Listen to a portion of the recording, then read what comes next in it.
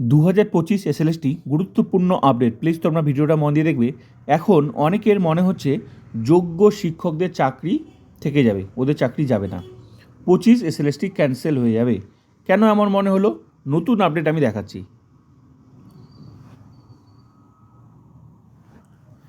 31শে আগস্টের মধ্যে এসএসসির নতুন নিয়োগ শেষ করার নির্দেশ দিয়েছিল সুপ্রিম কোর্ট। ততদিন পর্যন্ত 2016 প্যানেল থেকে চাকরি পাওয়ারাই স্কুলে পড়াবেন বলে জানিয়েছিল আদালত। যারা এখন স্কুলে যাচ্ছে বেতন পাচ্ছে, এই 31শে আগস্ট কিন্তু লাস্ট। কিন্তু স্কুল সার্ভিস কমিশন কোর্টকে জানিয়েছে 31শে আগস্টের মধ্যে নতুন নিয়োগ সম্ভব নয়। ফাইল করে দিয়েছে এসএসসি মধ্যশিক্ষা পর্ষদ। সেই আবেদনের শুনানি না হওয়া পর্যন্ত বহাল থাকছে পুরনো যোগ্যদের চাকরি। শুনানি না হওয়া পর্যন্ত এবার এই যে 31শে আগস্টের মধ্যে 31শে আগস্ট লিস্টেড হবে। এসএসসি মধ্যশিক্ষা পর্ষদ আরও অনেক শিক্ষক সংগঠন ফাইল করেছে 25 নিয়োগ তাড়াতাড়ি হোক, তারপর যোগ্যদের বেতন চালু থাকুক। এই যে এসএসসি মধ্যশিক্ষা পর্ষদ করেছে, সুপ্রিম কোর্ট পরিষ্কার করে মঙ্গলবার জানিয়ে দিয়েছে এই বিষয়টা, প্রধান বিচারপতির বেঞ্চ জানিয়ে দিয়েছে যে শুনানি না হওয়া পর্যন্ত, বিষয়টা বুঝতে হবে, শুনানি না হওয়া পর্যন্ত, এবার যতদিন শুনানি না হয় 31শে আগস্টে লিস্টেড হবে, ঠিক আছে? 31শে আগস্ট বিষয়টা উঠবে। এবার যদি সেদিনও শুনানি না হয়, এবার জাস্টিস সঞ্জয় কুমার অসুস্থ, দেখা গেল এখনও অসুস্থ, ঠিক হলো না, তাহলে 31শে আগস্ট যদি শুনানি না হয় তাহলে কি হবে? যোগ্যদের বেতন কি বন্ধ হয়ে যাবে? 25 কি ক্যান্সেল হয়ে যাবে? আগের অর্ডারে তো সেটাই ছিল যে এতদিনের মধ্যে 31শে আগস্টের মধ্যে নিয়োগ কমপ্লিট করতে হবে, তারপর হচ্ছে বেতনও চালু থাকবে। তো এবার যদি শুনানি না হয়, তার আগে যেহেতু ফাইলটা হয়ে গেছে, তো বিচারপতি এটাই জানিয়েছে 31শে যেহেতু শুনানি যদি না হয়, যেহেতু ফাইল হয়েছে, তো এটাই জানিয়েছে শুনানি না হওয়া পর্যন্ত, এবার যতদিন শুনানি না হয়, দেখা গেলো 31শে আগস্টও শুনানি হলো না, দেখা গেলো আরও 2 মাস 3 মাস শুনানি হলো না, তো শুনানি না হওয়া পর্যন্ত আগের যেভাবে অর্ডার ছিল যে চাকরি থাকবে, বেতন চালু থাকবে, সঙ্গে নিয়োগটাও কমপ্লিট করতে হবে, এই যে বিষয়টা এটাই চালু থাকবে। যেদিন শুনানি হবে সেদিন বিষয়টা ক্লিয়ার হয়ে যাবে। তার মানে চাকরি থাকবে যতদিন না নিয়োগটা হয়।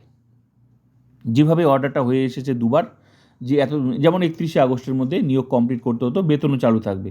এবার যতদিন শুনানি না হয় ততদিন চাকরি বহাল থাকছে, যতদিন শুনানি না হয়। এবার যদি দরকার 1 বছরও যদি শুনানি না হয়, তো 1 বছরও মানে বেতন চালু থাকবে, আবার নিয়োগটাও কিন্তু ওর মধ্যেই কমপ্লিট করতে হবে। যেদিন শুনানি হবে সেদিন ডেট ফিক্স হয়ে যাবে যে এতদিনের মধ্যে। এসএসসি যেমন চেয়েছে, যেমন এসএসসি 2027 30 এপ্রিল পর্যন্ত, মধ্যশিক্ষা পর্ষদ চেয়েছে 2027 31 মে পর্যন্ত। তো এই বিষয়টা যেদিন শুনানি হবে সেদিন ক্লিয়ার হয়ে যাবে যে কতদিন সুপ্রিম কোর্ট টাইম দেবে। মোট কথা, যতদিন শুনানি না হয় ততদিন বেতন চালু থাকছে, ব্যাস।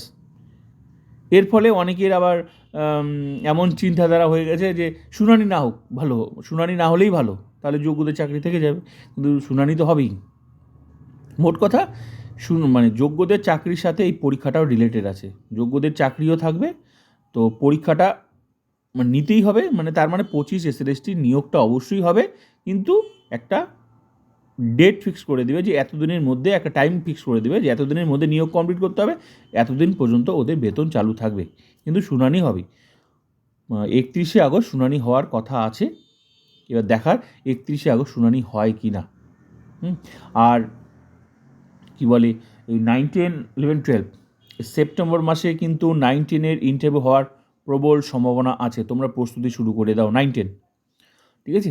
আর 11, 12 নতুন ইন্টারভিউ লিস্ট, যারা নতুন করে ডাক পাবে 7% জন্য, নতুন করে যারা ডাক পাবে তাদের লিস্ট কিন্তু এ মাসেই যে কোনো দিন বার হয়ে যাবে।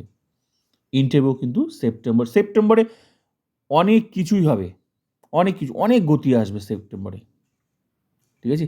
আর এডিট অপশন চলছে, ক্যাটাগরি আপডেট অবশ্যই তোমরা করে দেবে যারা ওবিসি এ এবং বি আছো। নোটিশে কিন্তু পরিষ্কার করে জানিয়ে দিয়েছে ক্যাটাগরি আপডেট যারা 66-এর মধ্যে আছো, যদি ক্যাটাগরি আপডেট না করো কিন্তু ওই ওবিসির সংরক্ষণ কিন্তু তুমি আর পাবে না। তুমি ভেবেছো যে আমি ওবিসি আছি, আমি তো 66-এর মধ্যে আছি, ওবিসি সংরক্ষণ শেষে কিন্তু তুমি জেনারেল হয়ে যাবে। ওবিসি তুমি ভ্যালিড 66-এর মধ্যে, কিন্তু সেটা তো তুমি ফর্ম ফিল আপে তোমার আছে হয় ওবিসি এ নাহলে বি, কিন্তু এসএসসি জানিয়েছে এখন এ আর বি থাকবে না, শুধুমাত্র থাকবে ওবিসি। তো সেটাই আপডেট করতে বলেছে, তুমি ওবিসি নাকি এখন ওবিসির সেই তালিকা থেকে বাইরে চলে গেছো। এই জন্য দুটো অপশন দিয়েছে, একটা ওবিসি আর একটা জেনারেল। তার মানে যারা বাদ গেছে তারাই জেনারেল। তো অবশ্যই ক্যাটাগরিটা আপডেট করতে হবে। হ্যাঁ, আর এই নিয়োগের যে ব্যাপারটা, নিয়োগ অবশ্যই হবে, এটা সুপ্রিম কোর্টের অর্ডার আছে, ঠিক আছে। আর বাকি এত রকমের এই যে সমস্যা হচ্ছে, এগুলো সমস্যা হতেই থাকবে। যাই সমস্যা হোক না সেটা শেষমেশ কিন্তু সুপ্রিম কোর্টের কাছেই পৌঁছাবে। তবে নিয়োগ হবে, 100% নিয়োগ হবে, ঠিক আছে, দেরি হলেও নিয়োগ হবে। এবার দেখার 31 আগস্ট শুনানি না হয় কি না।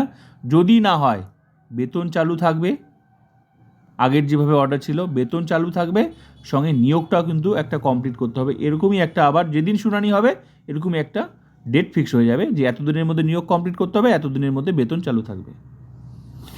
তো ব্যাস এটুকুই বলা ছিল।